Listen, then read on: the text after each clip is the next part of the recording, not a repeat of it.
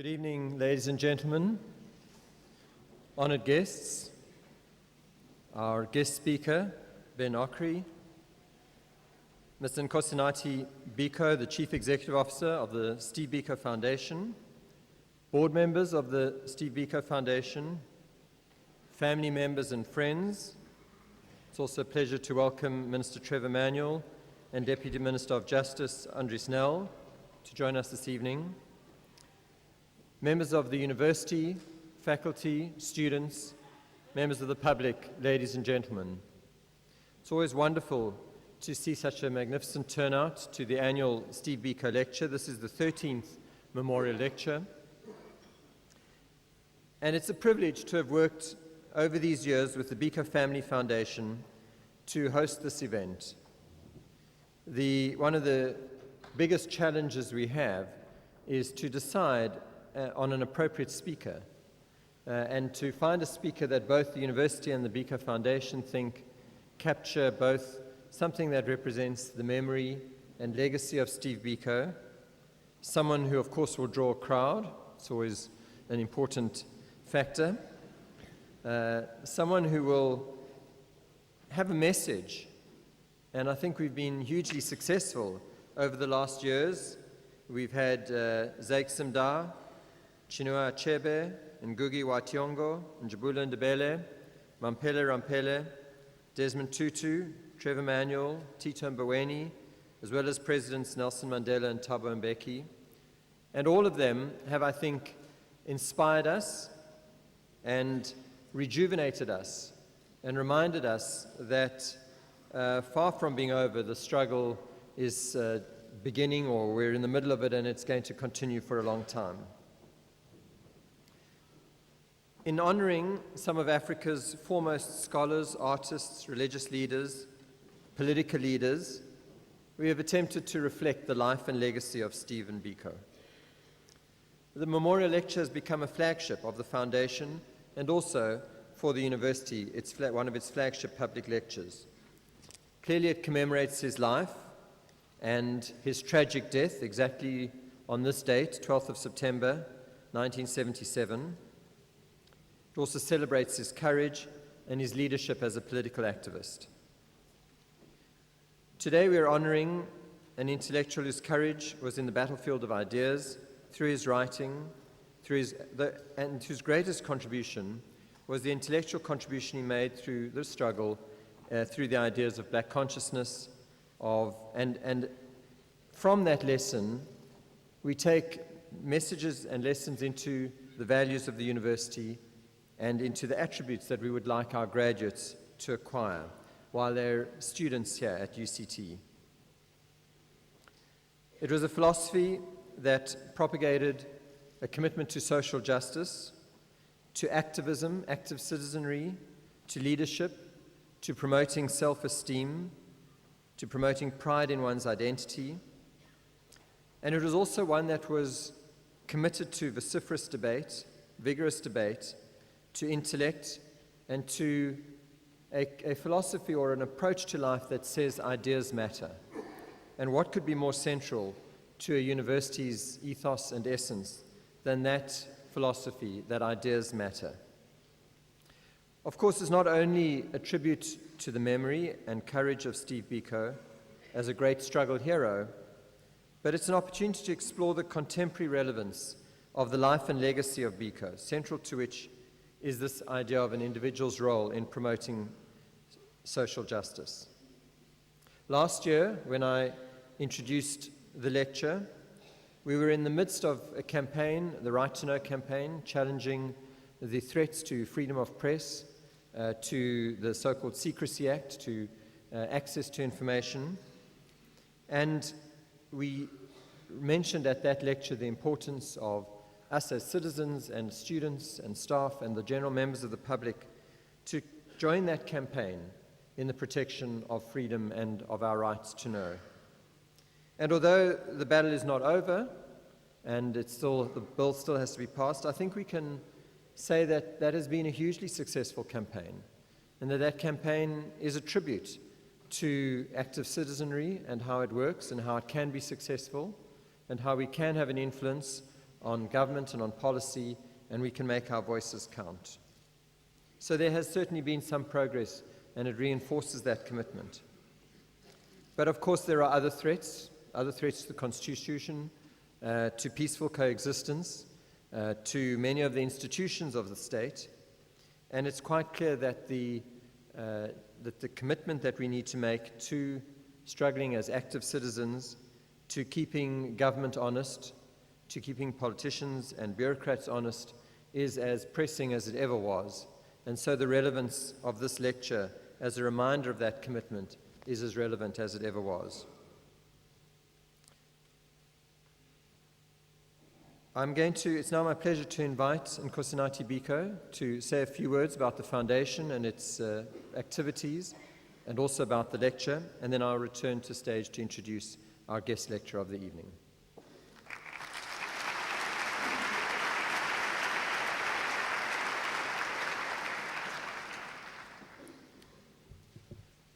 Good evening.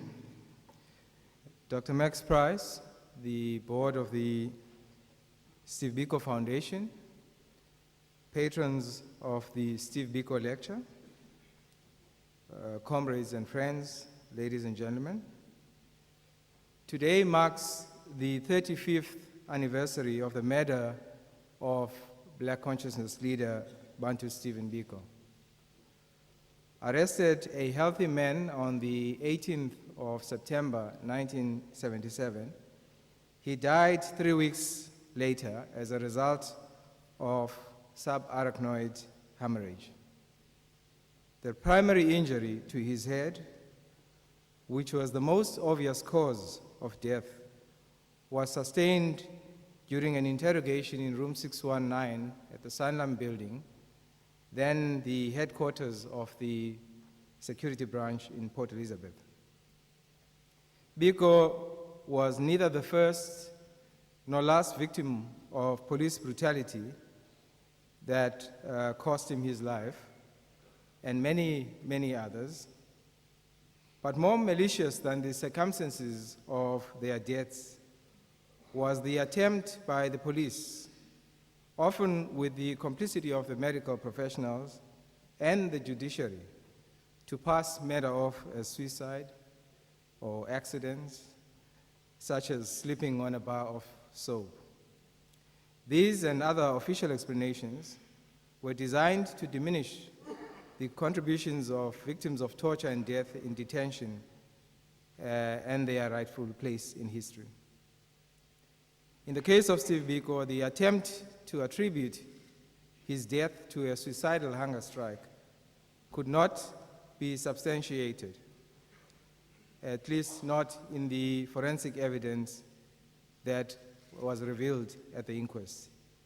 Yet, despite the overwhelming proof pointing to grievous bodily harm inflicted on Biko's person, the finding by Magistrate Prince was an emblematic "nobody to blame," a phrase later used by Advocate Bezos as a title for his book on torture and death in detention. We were reminded of this history last year at the last lecture. In the decades since Biko's death, September 12 has become a rallying point for many communities around the world. In between the September commemorations, a number of institutions have contributed to shifting the focus befittingly from the circumstances surrounding his death to the essence of his work. At the core of Biko's concerns was the creation of a seamless link between the actions of the individual and the fight against societal ills. In his time, the primary struggle, of course, was the attainment of freedom and the goal of bestowing upon South Africa a more human face, to use his words. Although grounded in the South African experience, this message finds resonance in many places that are still struggling with the residue of racism, both structural and attitudinal. So in Brazil, a country that competes with South Africa as the most inequitable, for 25 years now, the Steve Biko Cultural Institute has been doing a sterling job in the education sector. It uses the approach of Black consciousness to develop confidence in young Brazilians who have dropped out of the education system, encouraging them to return to the classroom to complete their tertiary education, and subsequently to plow back into their communities. In Liverpool, the historic gateway of England's slave trade, the Steve Biko Housing Association is providing vulnerable members of their community with ingenious housing solutions. And the Steve Biko Foundation has had the pleasure of enjoying a productive partnership with both these institutions now for many, many years. At home, together with, this is where I should be saying the other university and the other university, but Professor Dr. Price is a generous person, so University of Wits established the Steve Biko Center for Bioethics. That's in fact his, that's his program, which is designed to develop depth of scholarship in the field of, in the area of medical ethics. Accordingly, the center teaches medical professionals and citizens about their rights and responsibilities from a legislative and moral framework. In partnership with the University of Cape Town, of course, we host this memorial lecture now for the 13th year, and with the University of Fort Hare, the Robert Sobukwe Lecture now for 6 years. At a community level, the programs of the foundation have embraced more than 300 schools and community organizations in the past 6 months alone.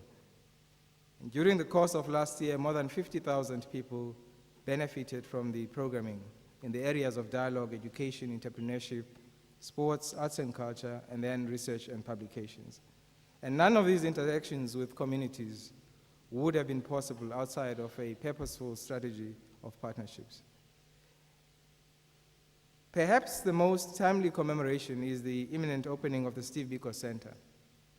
Located in Ginsberg, the center will focus on translating global interest in the legacy of Steve Biko into a developmental resource for the region, serving as an intellectual resource while providing an economic fulcrum. The center is comprised of a museum, an archive, library, resource center, a commemorative garden honoring human rights activists, and training facilities, as well as cultural performance and production spaces. In addition to being a comprehensive experience, the center will feature as the cornerstone of the Biko Heritage Trail, which includes his home and many, many other facilities declared in 1997 as national heritage sites. So the center is designed as both a destination for tourists and a vehicle for greater cultural awareness. Now, the initiative has received quite a bit of support from government, national government, and for which we are grateful. It has received also the endorsement of the community and, of course, other institutions of civil society. It has been recognized as a legacy project, which means Cabinet took a decision to support it, and indeed has a standing of the institutions like Robben Island and others. Beyond its national status, there are elements of this trail that have also been placed on the UNESCO's interim World Heritage List, and we have to do certain things over the next few years to maintain our place there. Briefly, I want to take the opportunity to thank many, many people that are involved throughout the country in various programs. And tonight we have a group of about 16 young people who are currently staging a production called Biko's Quest at the Artscape Theatre. They started in King Williamstown. Yesterday, we held the Frank Talk Dialogue in Johannesburg, where we had Simpiwe Dana and Mefi Morobe. On Sunday, there is a church service at the cathedral at 9:30. Please join us in prayer. And later in the month, on the 21st, the Durban University of Technology and Umtapo Center are holding a seminar that will look at the state of the nation. On October 19th, we take to Europe a dialogue platform which will be in partnership with the London School of Economics. And now it's the duty of Dr. Max Price to introduce our speaker tonight. But on behalf of the Steve Biko Foundation, I wish to preamble this by welcoming Professor Ben Okri to South Africa for the first time. My colleague,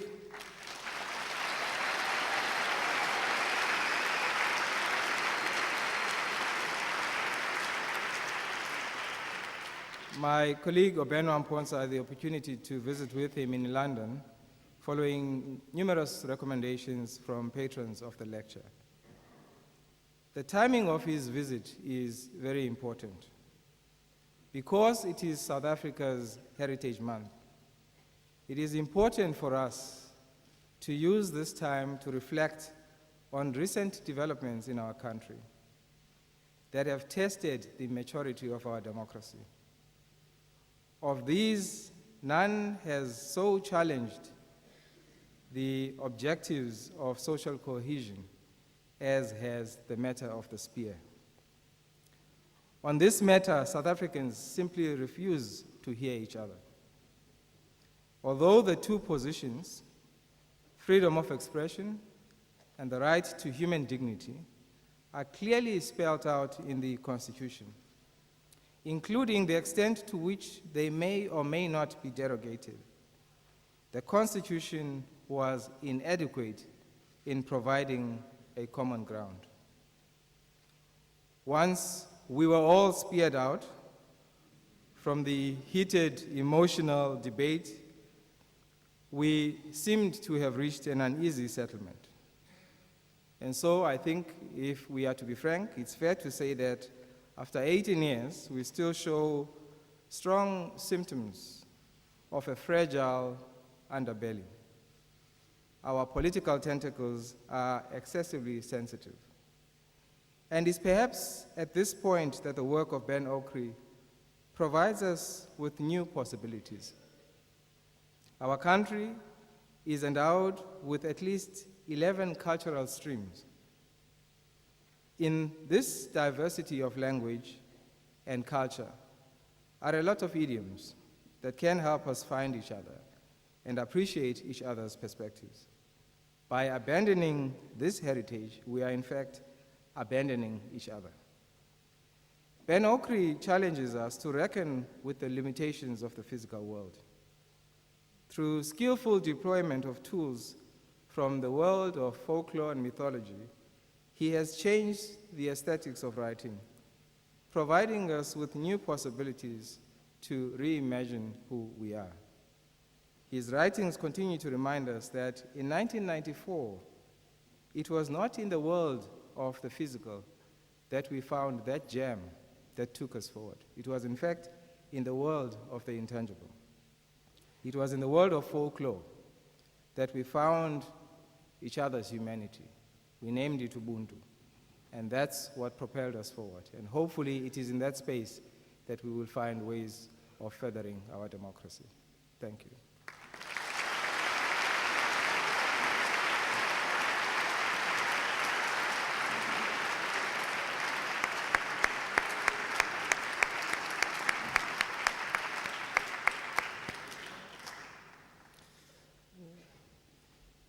I know I can always look forward to a wonderful oration by Nkosinathi, and he never disappoints us. Thank you again, Nkosinathi, for a really great introduction.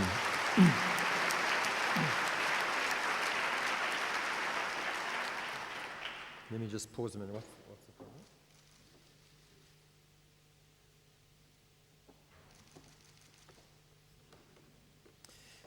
Professor Ben Okri is not only a renowned poet and novelist, but also one of Africa's foremost writers in the postmodern and post-colonial traditions. He has been compared favorably with authors such as Salman Rushdie and Gabriel Garcia Marquez. Many have found it difficult to categorize his work, and you've heard a hint of that from Nkosinathi. Okri has been referred in the past himself to his fiction as being preoccupied with the philosophical conundrum, what is reality? While his poetry and non-fiction have been described as having a more overt political tone, focusing on the potential of Africa and of the world to overcome problems of modernity. He's based in London. He has published 10 novels, including and also collections of poetry, short stories, and essays. His work has been translated into more than 20 languages. He's been awarded the Booker Prize for Fiction in 1991 for his novel The Famished Road, and has received several other accolades, such as the Order of the British Empire, the OBE, the Commonwealth Writers' Prize for Africa, the Aga Khan Prize for Fiction, and a Crystal Award from the World Economic Forum. His most recent books are A Time for New Dreams, published last year, a collection of linked essays, and also a new collection of poetry called Wild, published this year. Okri is the Vice President of the English Centre of International Pen and is a member of the board of the Royal National Theatre. It's a great privilege and pleasure for us to have you in South Africa for the first time, and at UCT and as part of the Steve Biko Lecture, to be able to host you on your first public speaking debut in this country.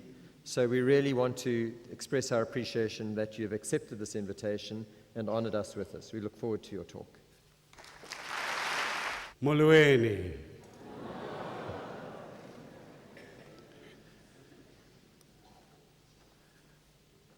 Vice Chancellor Max Price, Mr. Nkosinati Biko, members of the extraordinary Biko family, members of the Board of Trustees, the Minister of National Planning, Deputy Minister of Justice and Constitutional Development,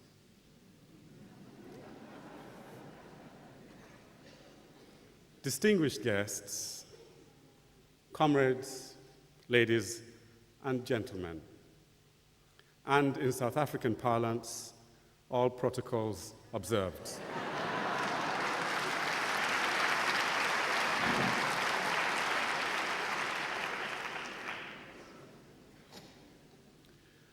Preliminaries first. I really want to thank the Biko family for the magical honor of giving this talk today and for inviting me to South Africa for my first visit to your really beautiful country.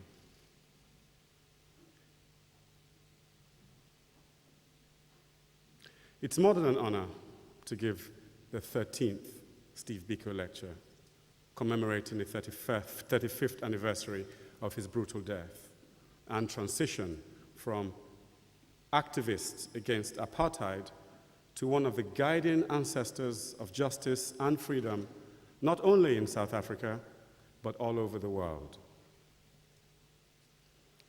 I want to especially thank Nkosinati for the personal invitation, as well as to congratulate him for the extraordinary work they have done in making available to the world the transfigured meaning of Steve Biko's legacy. 15 years ago, Nkosinati inaugurated the creation of a Steve Biko Memorial, and these memorial lectures have acquired great significance. I am struck by the richness and variety of the people who have given the lectures, from the great Nelson Mandela himself to the delightful and dancing Desmond Tutu, giants of Black and African literature like Chinua Achebe, Ngugi wa Thiong'o, and Ndebele, who gave the inaugural lecture, and Alice Walker, formidable presidents like Thabo Mbeki, and that legendary finance minister, Trevor Emmanuel.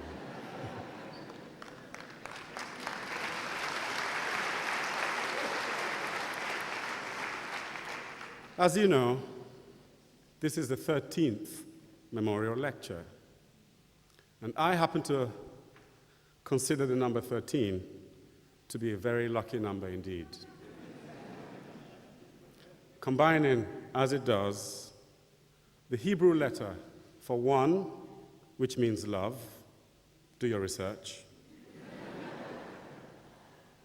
With the Hebrew letter for 3, which means unity. Maybe the fusion of love and unity in a world fatally divided and dangerously unstable may be one of the secret themes of my talk this evening. And what is the title of my talk this evening? I'm going to be honest with you, I just came upon it a couple of minutes ago.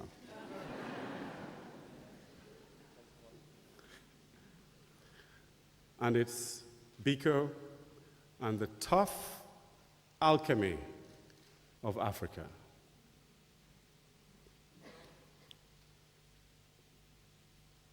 Your great struggle and your history have been the background music to our lives. We grew up with a consciousness of your struggle and your suffering and heroism have accompanied us through the years. In a sense, your struggle highlighted to us, all over the continent, the meaning of justice. As a child growing up just after independence in Nigeria, one of the first moral questions about the world was posed to me by your circumstance. That there was a country, that there were countries in which it was enshrined that one race was inferior to another, and that one race can dehumanize another, posed to me questions that went right to the very root of existence. For many of us, it even made us question the existence of God. Such injustice, we felt, could only exist in a godless universe. The Sharpeville Massacre of 1966, with its unforgettable images that seared themselves into the consciousness of the world, was one of those world events that awoke us from our moral sleep. I was roughly the same age as the children being slaughtered in that famous picture, and it instantly made me aware that our fates are one. I don't know how other people in other continents saw that picture, but from that day, I too became a black South African. And we suffered with you in your sufferings and willed you on in your struggles. You have no idea what you mean in the historic consciousness of the world. Sometimes it seems that awful things in history happen to compel us to achieve the impossible, to challenge our idea of humanity. Your struggle, mirrored around the world, is one of the greatest struggles of our times. It poses and continues to pose the biggest questions facing humanity, massive philosophical questions that have never really been tackled by the great thinkers of the human race. These are some of the questions which your history posed. Are human beings really equal? Is justice fundamental to humanity, or is justice a matter of law? Is there evil? Can different races really live together? Is love unreal in human affairs? Why is there so much suffering? Why do some people seem to suffer more than others? Can the will of a people overcome great injustice? Can a people transform their lives and their society through the power of a new vision? Does God exist, and is God unfair? All across the continent, and everywhere where the human heart responds to the suffering of others, these questions were a nagging kind of music. All across Africa, these questions troubled us. And among the voices that articulated a profoundly bold and clear response to these big questions of fate, injustice, and destiny, one whose voice pierced our minds was that of Steve Biko.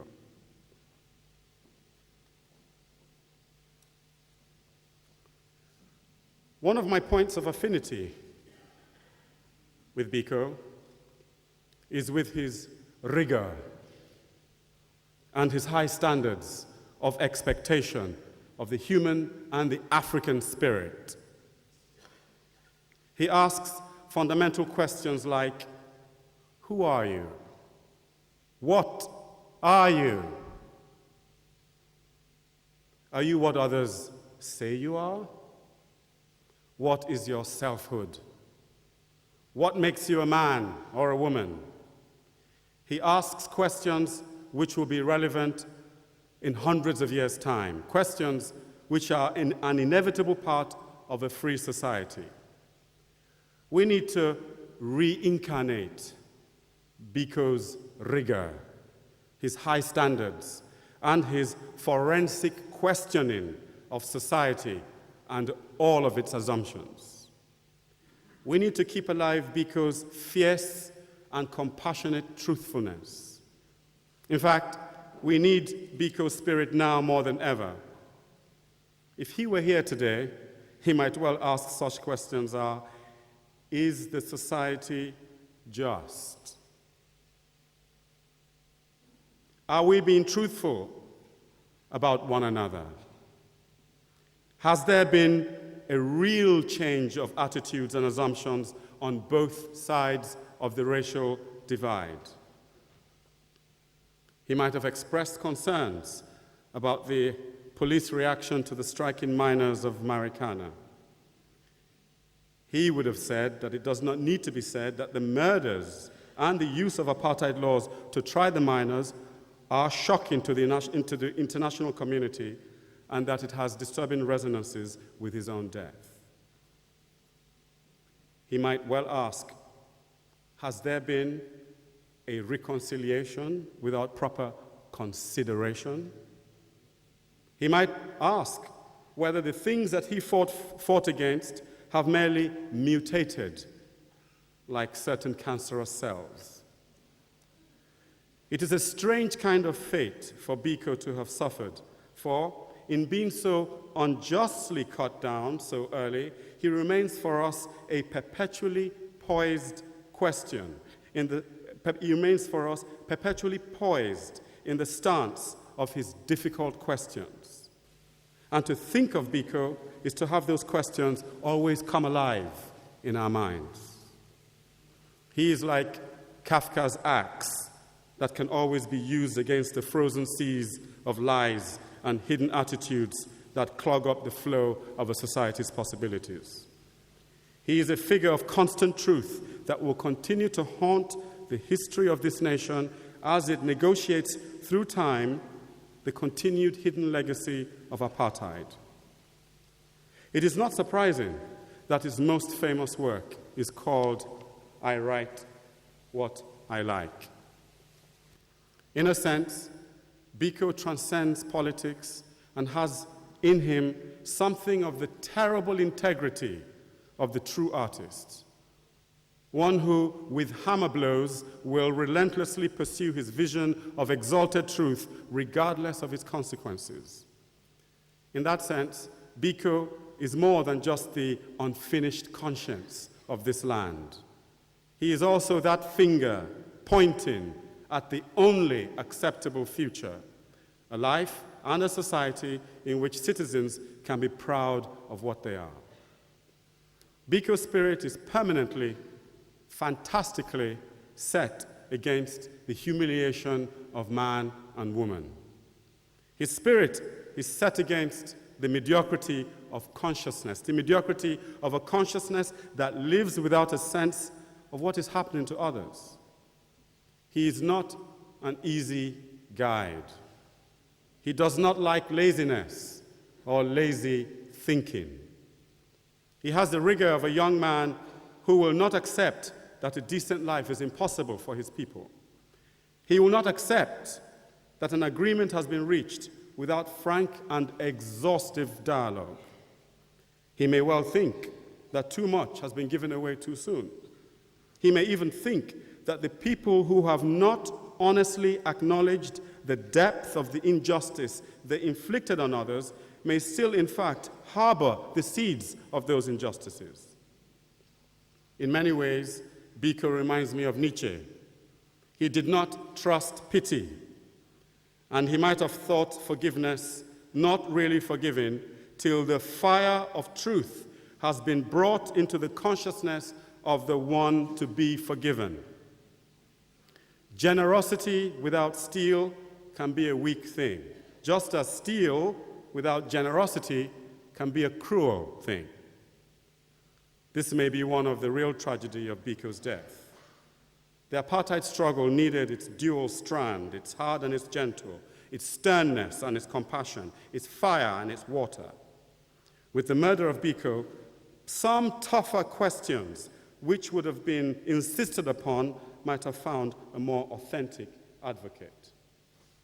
The fact is that a nation cannot escape from itself and from all of its truths and all of its lies.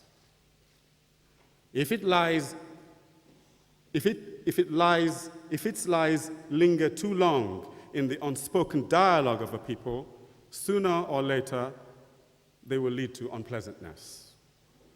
Even though Biko be absent, the people in the shanty towns, the poor and the hungry, feel the shadow of those lies, feel the pointedness in their lives of the questions that Biko might be asking today.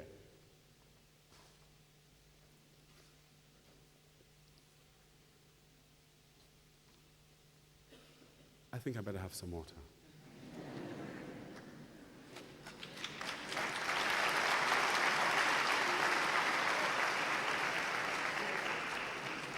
Thank you. Great struggles tend to throw up great spirits. Great suffering tends to throw up great minds who refuse to accept the terms of that suffering. Something of the spirit of Prometheus breathed in the voice of people like Steve Biko, voices who refused to accept the definition of his people by those who define it downward. Prometheus suffered his incarceration on the great rock of Tartarus because he stole fire from the gods to give to humanity. One of the recipients of that fire was Steve Biko. I am aware that there are many recipients of that fire. People like the great man Nelson Mandela, father of the nation, figures like Chris Hani, freedom's prince. But Steve Biko's fate is one of the latest in a long chain of Promethean destinies. Like the phoenix of classical mythology, his end was his beginning. The power and truth of his ideas spread with a special brilliance because of the flame of his death. It is one of the curious things about history that whenever they kill the incarnation of truth, its voice is multiplied 1,000-fold.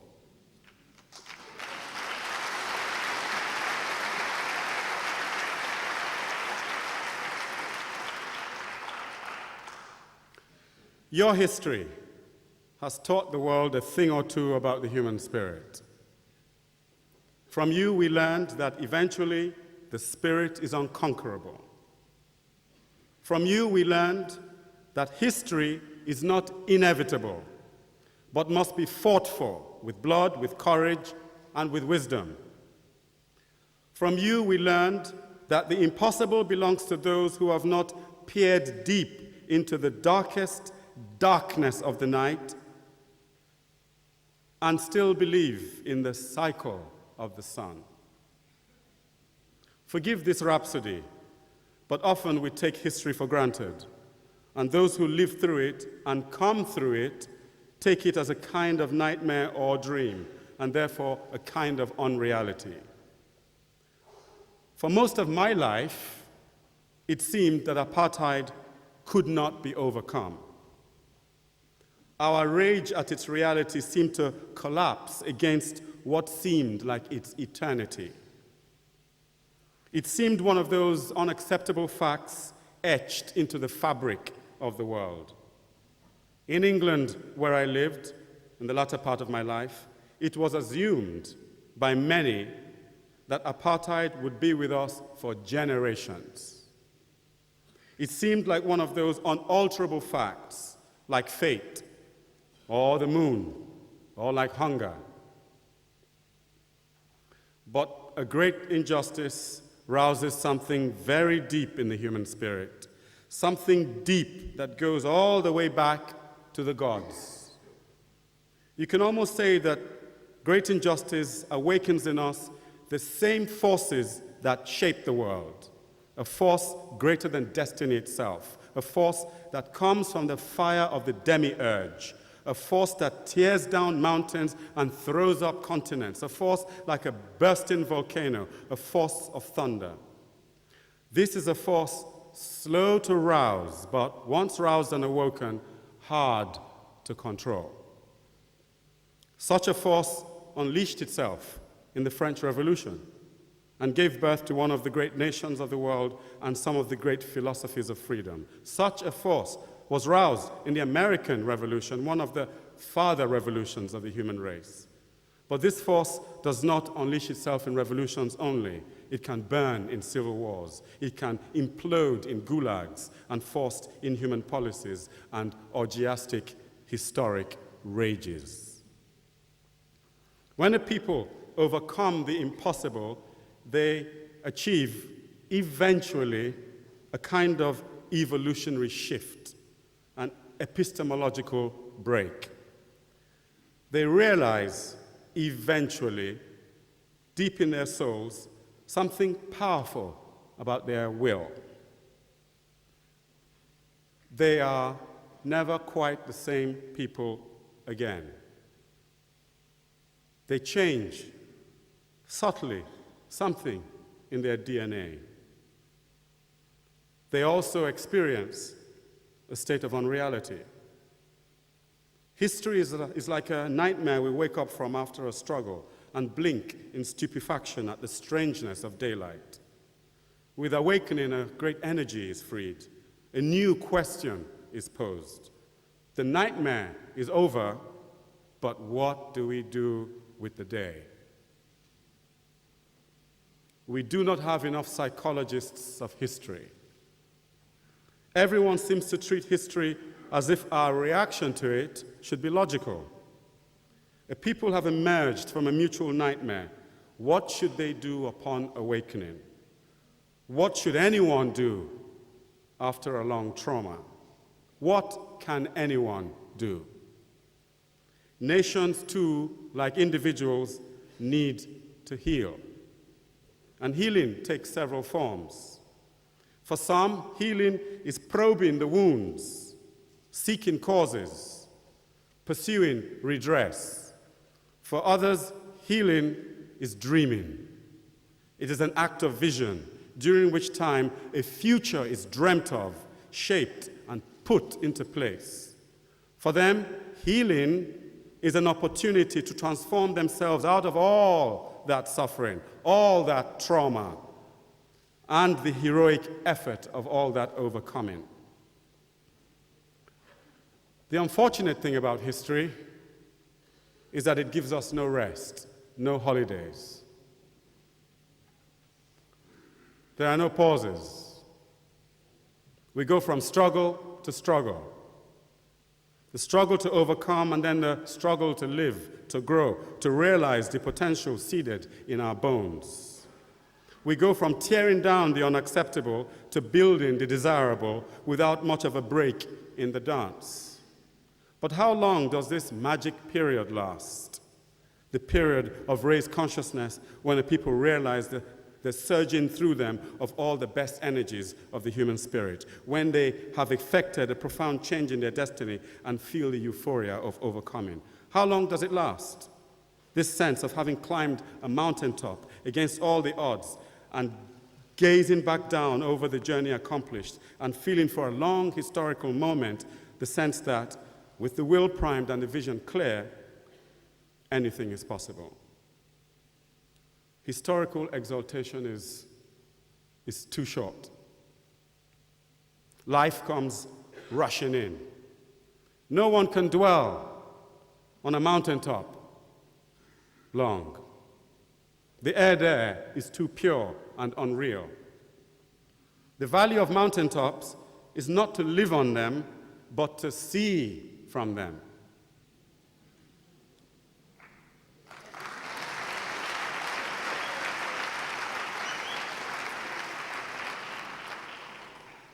To see into the magic and difficult distances, to see something of the great journey still ahead.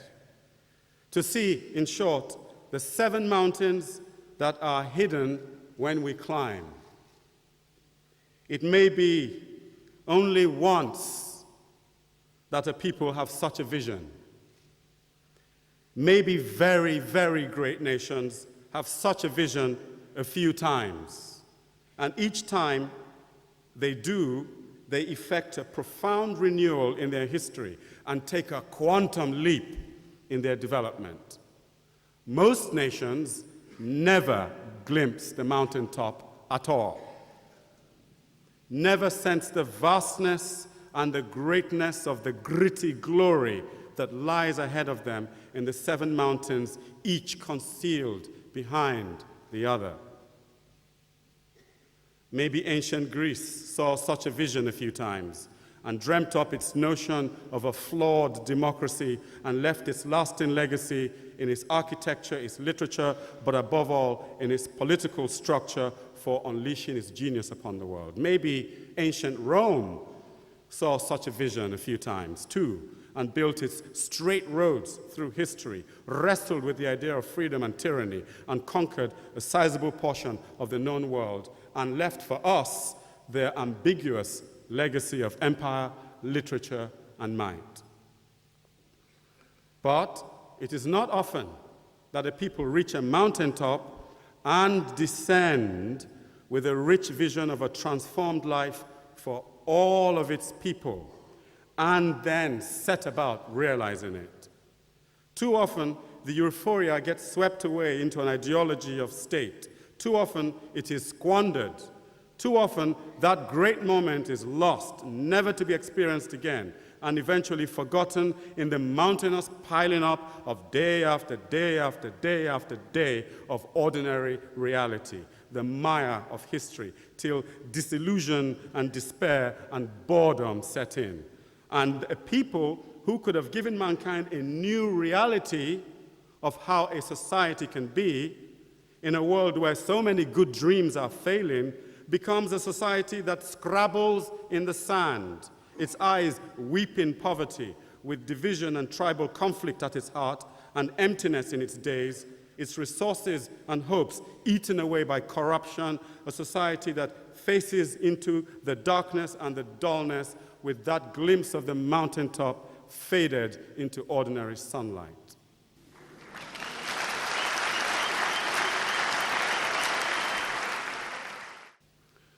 We invest great hopes in people who manage a great overcoming. Maybe because of a certain nostalgia for our lost moments, when we too could have been a light to the world. Or maybe for a nostalgia for what can be, the hope that we too can effect our own modest daily overcoming against destiny. We like to believe that those who suffered can show us the true meaning of that suffering, which is to point a new way for humanity to be. There is no greater value to suffering than in having the authority to create a better, fairer, truer, and more beautiful life for its people. There are those who think that suffering brutalizes and dehumanizes and turns men and women into animals. There are those who see in Africa's troubles nothing but what they unintelligibly call African nihilism. There are, to be sure, many cracks and fissures in the human spirit, and unimaginable horrors have been unleashed in Europe and Asia and America. History shows no one to have completely pure hands. But those who have had injustice perpetrated on them, who have suffered unbelievable variations of humiliation and brutality, ought to have a special light and vision on the nature of justice. This would be true, of course, but for what Hamlet calls bad dreams. Hence, the necessity of that unique kind of healing. Personally, I favor healing as dreaming. A society comes through fire and nightmare, and it ought to heal through dreaming. Not the dream of sleep, but the dream of vision.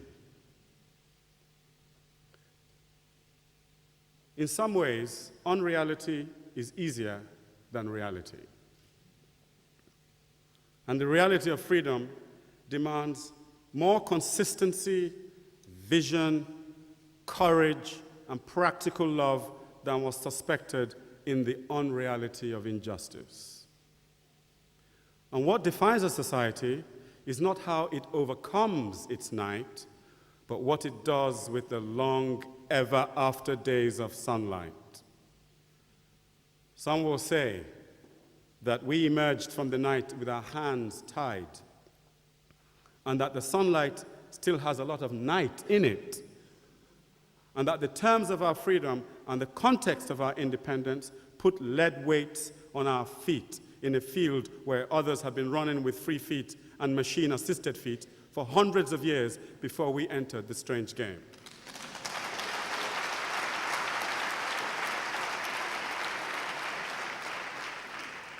Some will even say that at every stage of our emergence into sunlight, we were hassled, sabotaged, undermined, and the terms of our participation fixed and limited, and that we are being judged in a game in which the terms and conditions are twisted and lopsided in ways so subtle that no one notices how they damn our participation before we begin.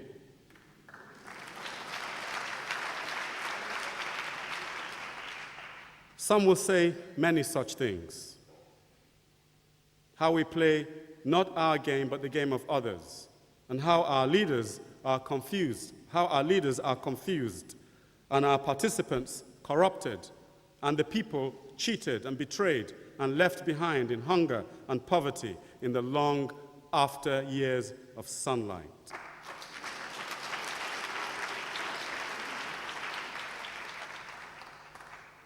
These things may or may not be true.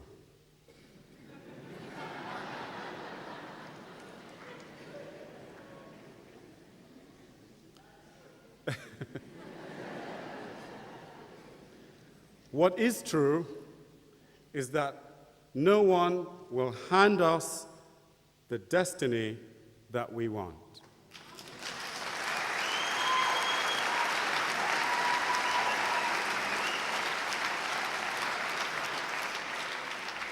No one will carry us to the future that our bones and our history crave for.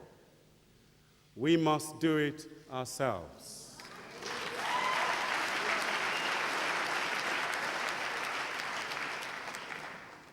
It seems that the courage and the ingenuity and the toughness required for getting us out of the night are indeed required much, much more for the ever after day of the long after years of sunlight.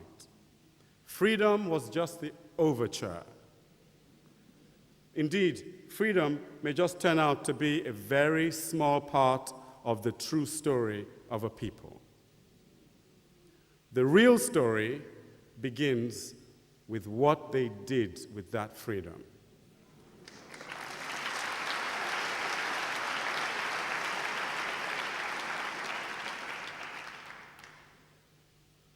Part 2.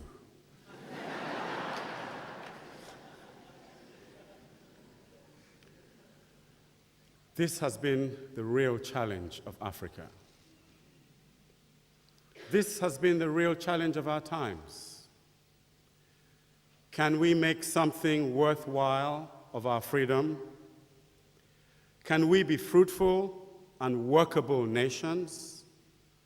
Can we create a good life for our people? But more crucially, can we make sustained and important contributions to the world and help in our own way to take forward human civilization? On the whole, it can be said that African nations began with hope, fell into chaos, and staggered into dependency. Or to take another variation, it can be said that African nations began in unity, collapsed into multiplicity, and stumbled in division. Or to weave one more jazz note of history, that African nations began in dreams, were overwhelmed by reality, and stumbled about in nightmare.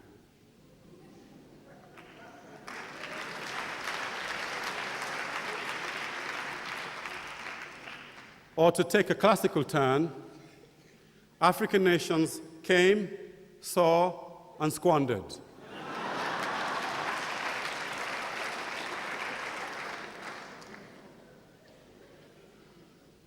All across the world, in the late 50s and 60s, could be heard what Byron once called the first dance of freedom. Not long afterwards came the cry of failure as civil wars, tribalism, coups, and corruption descended on the recent freedom dances. Then came the long decades of anomie that was such a feast of gloating and salivation for Western observers and their Naipaul converts.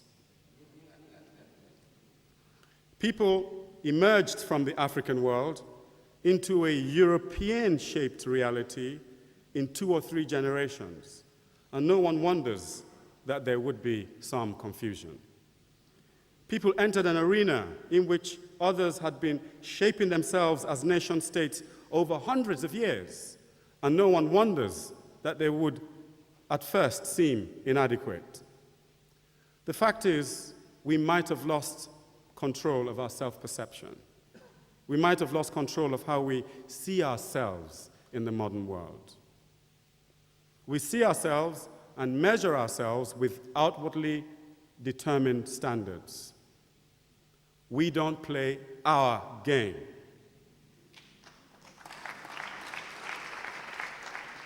We don't choose our values. But more seriously, emerging from African reality into modern reality has had one major effect. Time has gotten speeded up for us. We are having to accomplish in 10 years what it took European nations 2,000 years to accomplish. Africa is having to compress in a short time her own equivalent of the Roman conquest, the Viking marauders, the Black Death, feudalism, the Civil War, the Industrial Revolution with its dark satanic mills, capitalism, the Poverty Act, the union of the 4 warring nations, and the unholy spoils of colonialism, all into a few solitary decades.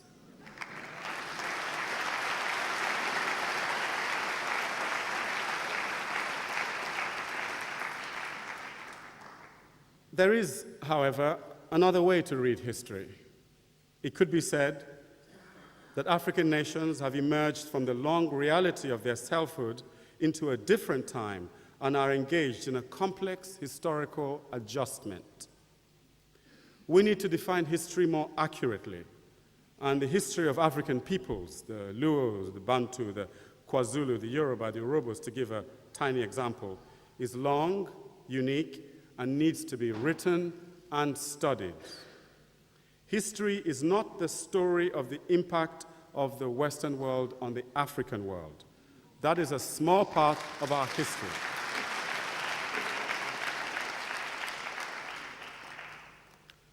History is not objective.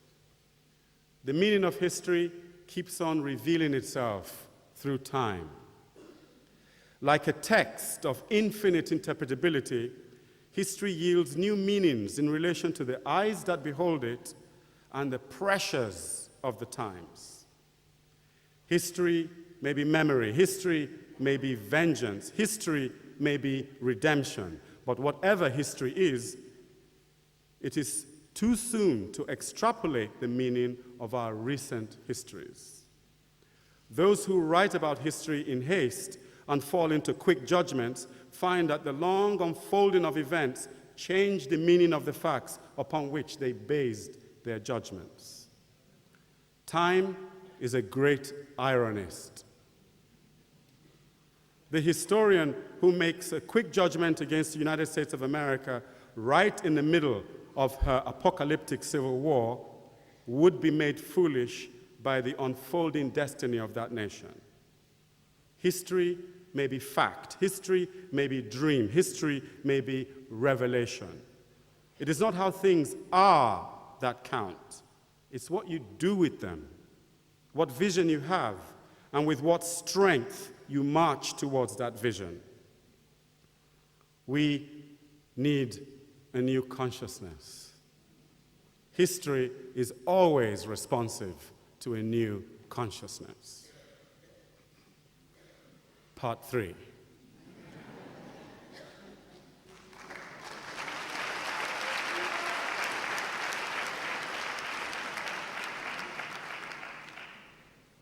Do you want me to keep going? Just want to make sure I'm not talking to myself.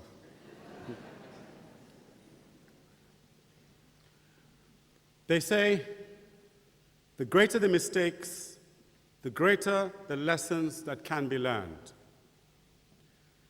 Africa has surely made enough mistakes for us to learn from. Among other things, we are rich in mistakes. Some nations in the world made their mistakes over thousands of years. We made ours over decades. We have made enough mistakes to become nations of genius if we had that inclination. Maybe that is why there is the beginnings of a new consciousness, a new stirring of national success slowly creeping across the continent. But what are some of these mistakes? The slide towards dictatorship and tyranny, corruption becoming a natural part of the national fabric, the depletion of national resources by a ruling elite, the erosion of civil liberties, the failure to realize that nations can die just like businesses, companies, or individuals. You do not need me to tell you that if Biko were alive today, his cry to Africa would be to put its house in order. He would be appalled at the civil wars, the failure to feed and educate the people, the greed of government officials, and the general failure to live up to the promise of the great struggles for liberation. He would be harder on us than our critics, because he would expect from us the highest standards of national life. I interpret Black consciousness not only in relation to the history of oppression. I interpret it also as an injunction to the highest fulfillment of a people's possibilities.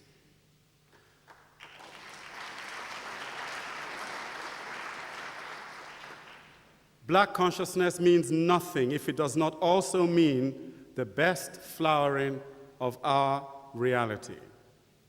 To me, Black consciousness means equality, freedom, community, grassroots transformation, but it also means excellence, humanity, foresight, wisdom, and the transcendence of our weakness and our flaws. Stripped of its specific context of apartheid, the core of Black consciousness does not seem to me a polarizing message. Rather, it is a call for the awakening of the spirit, a call such as the ancestors might have made. Wherever a people are oppressed, the first thing they must remember is who they are. But once liberation has been achieved, the first thing they must remember is who they want to be. The heart of Black consciousness is a message of becoming. Its goal is not limited. It hints at a continuing journey of self-discovery and self-realization. This can be as wide and as expansive as the mind that interprets it. There can be no end to our self-realization. Every day, we discover more and more who we can be. This is what Black consciousness says to me. Become who you are. And also, become what you truly can be. It is an injunction to greatness. In fact, it is an injunction to leadership. It says, in effect, that Black people, because of their history and all that they have learned, should show the world a new way of being. To paraphrase him, a better way of being human. We're coming to the end, slowly.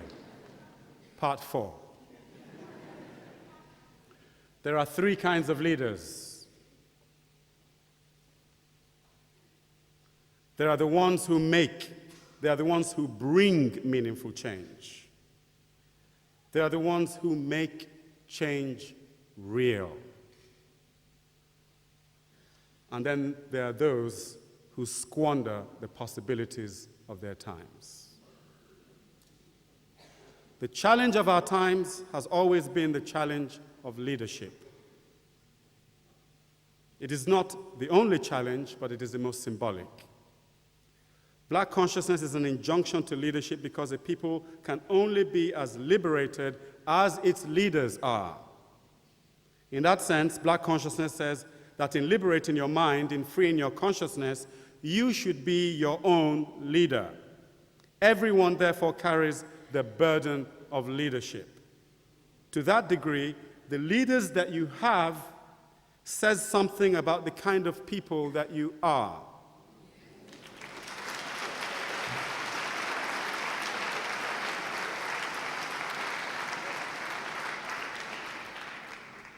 Previously, leadership was considered on its own as an isolated event of responsibility.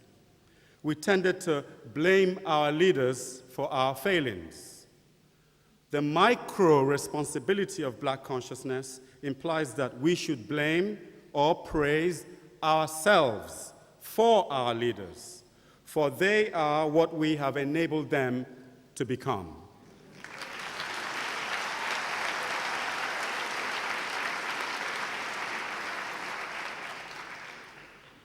To me, Black consciousness suggests that the people take the responsibilities for their lives, their societies, their destiny. This is not a textual, but an intuitive reading of Black consciousness. I am not advocating civil unrest, but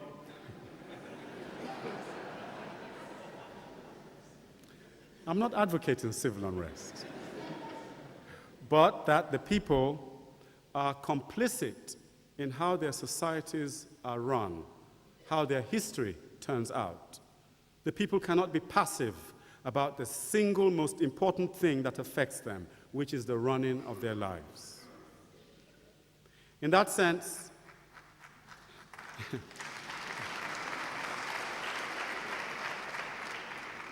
there is a micro and a macro dimension of Black consciousness. But its core is that of liberating for all time and in all historical circumstances the consciousness, the conscience, and the spirit of a people. After all, a people cannot come awake in their oppression and fall right back asleep after their liberation. A continued wakefulness is the burden of black consciousness. A continued vigilance is its responsibility.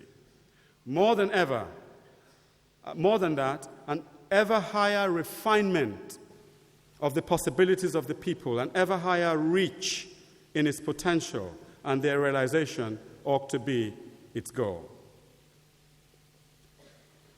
The renewal of a people, of a continent, is a miraculous thing. And it happens when a great new idea takes root in a people, when they see the image of themselves not as they were, but as they can be. It is a renewed self-vision. Its source is potent.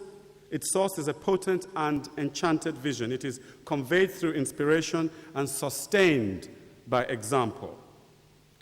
Through the undercurrents of our minds, the idea is passed along that we can have good houses, good roads, decent education, fulfilling jobs.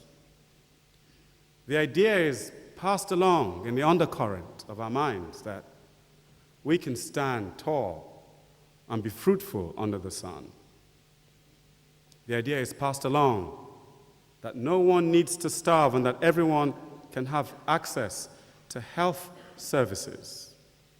The idea is passed along that we can question many of our beliefs. We can apply reason to our inherited notions, that we can transfigure our superstitions. The idea is passed along that we can transcend our tribalism without losing our roots, that we can transcend our religion without losing our faith. The idea is passed along that we can transcend our race without losing its uniqueness, that we can transcend our past without losing our identity. It is passed along that we can only look forward, and that has been done many times in history all over the world, and is being done slowly today in Asia and places like Brazil, that we can remake our societies closer to our heart's desire. The idea is passed along that now is the time to show the true greatness at the heart of your liberation. Now is the time to create a society commensurate to the ideals which a people fought for and for which so many died.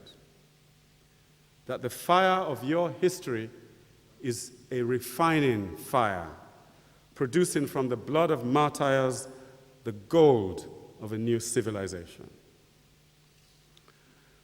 Part 5, and the last part.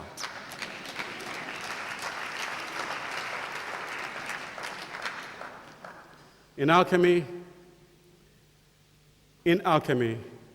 there are two ways to accomplish what is known as the great work. They are called the dry way and the wet way. The dry way is short and dangerous. The wet way is long and safe.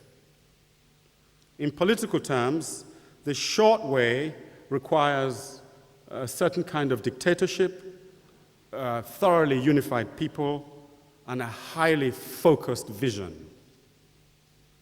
Japan, the Soviet Union, and China, in some ways, exemplify this.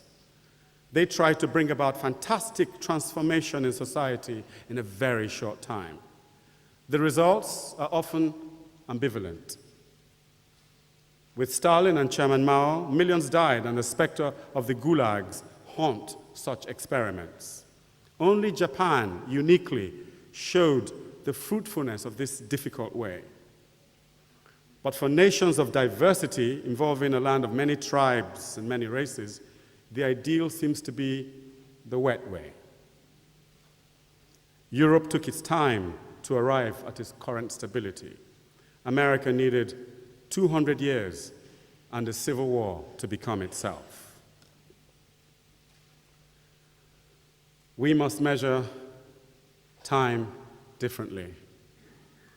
Our history began long before the history of others.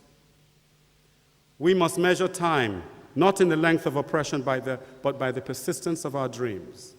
And our dreams go back a long way, way beyond the fall of Carthage, which Mandela says we are to rebuild, and way beyond the first imperfect Egyptian pyramids. The cycles of time, like the inundation of the Nile, have deposited on us the immeasurable silt of human experiences.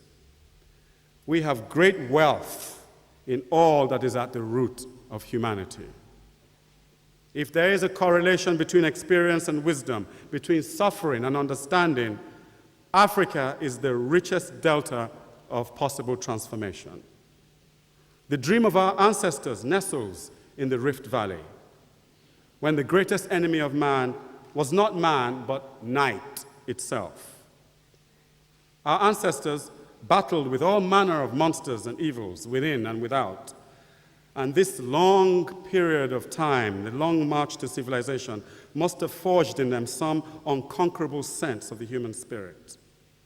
Just as rocks bear the strata of the ages they have witnessed, so deep inside us are the strata of unmeasured overcomings.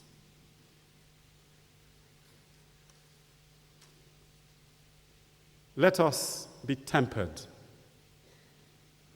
May the fire of history burn us into a new consciousness. Let the white learn from the black, and the black learn from the white. I'm quoting Taoism here. Your different histories come together in one great sea. Let us raise one another. You have something special to give the world. And the gift of your genius, our genius, will be revealed not long after we claim the right to be ourselves. We can be no one else. We must therefore accept this history. We must therefore accept our history with all of its flaws. We should hide nothing from ourselves about who we have been. We can only transform that which we face. What we are now is only the present slice of the picture of ourselves. There can be no final definition of what we are. We grow and change in accordance with necessity and vision, and yet, in some mysterious way, we become more and more ourselves. 35 years ago, a visionary son of the soil who was going to become a doctor was slain. From his grave, may 1,000 dreams of freedom rise. May the vengeance for his torture and his slaughter be the constant coming into being of a beautiful South Africa.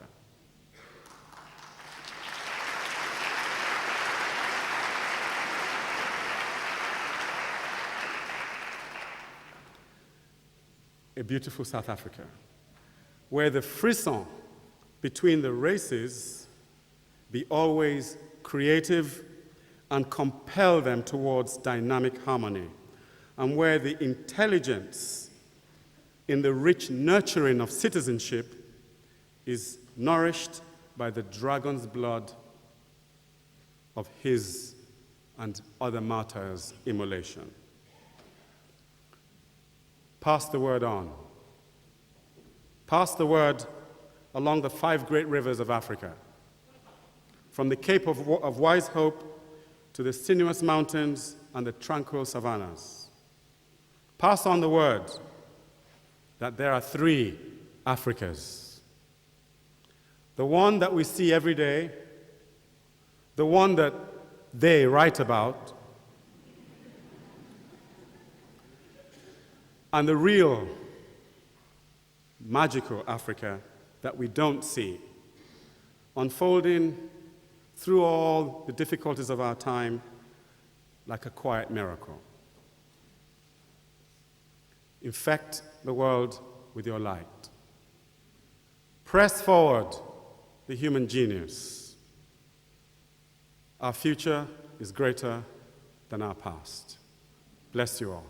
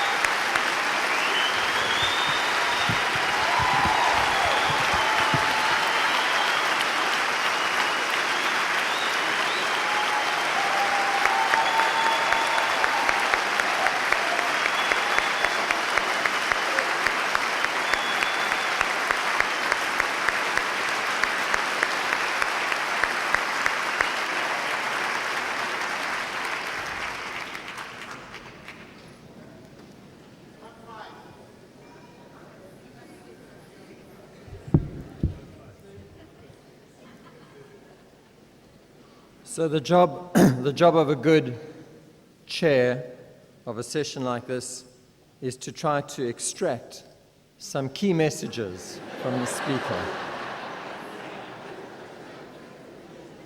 So you saw me writing diligently, and I thought I'd filled up a page and a half, and I was just getting to the end of the second page, and he said, part one, now we go. I thought there might be two parts when I got to page 4. So I'm in a little trouble here, and you'll forgive me I'm not going to mutilate it. I hope I'm going to extract some of the messages that were important for me, but it's not going to capture nearly all of them. The Tough Alchemy of Africa, about how to make gold out of chaos and blunders and out of our nightmares.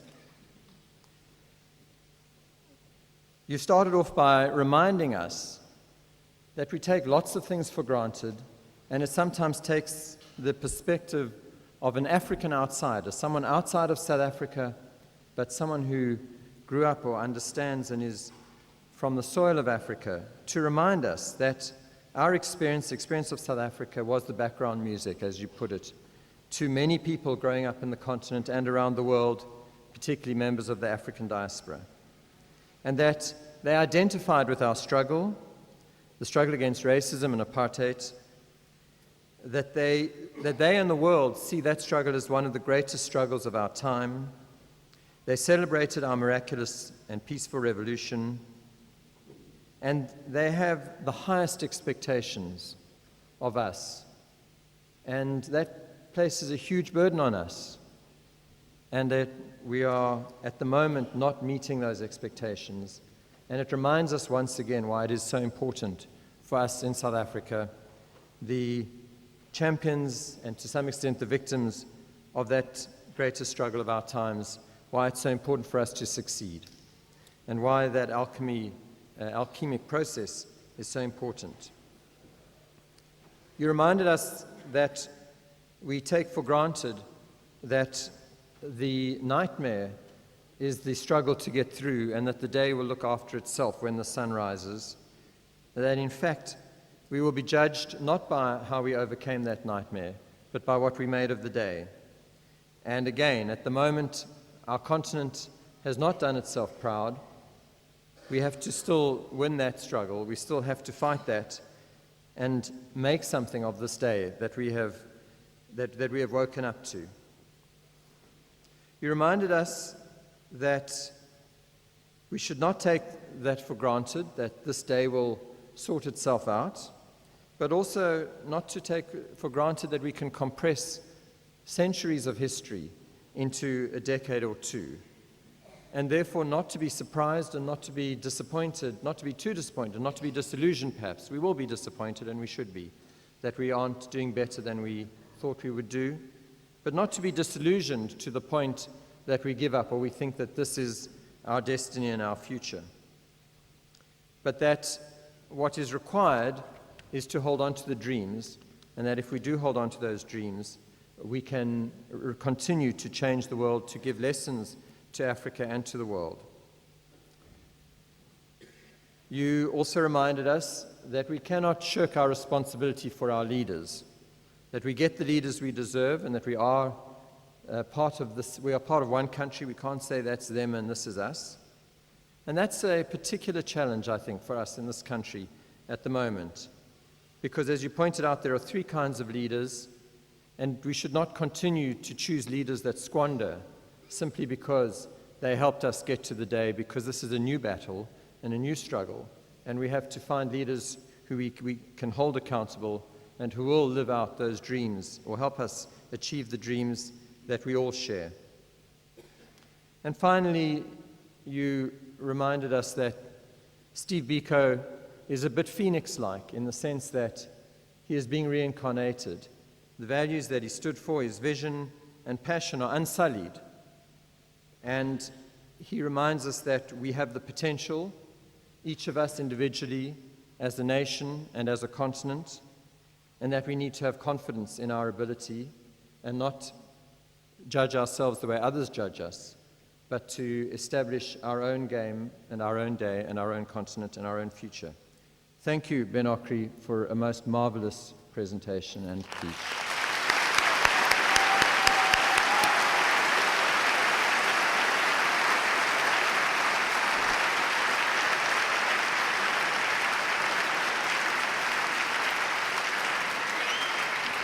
Ladies and gentlemen, as is our tradition in this annual lecture, we give a portrait of Steve Biko to the guest speaker, and we invite the SRC President, Insaf Isaacs, and Ms. Obonewa Amponsa from the Steve Biko Foundation to come up to the stage to hand over the portrait.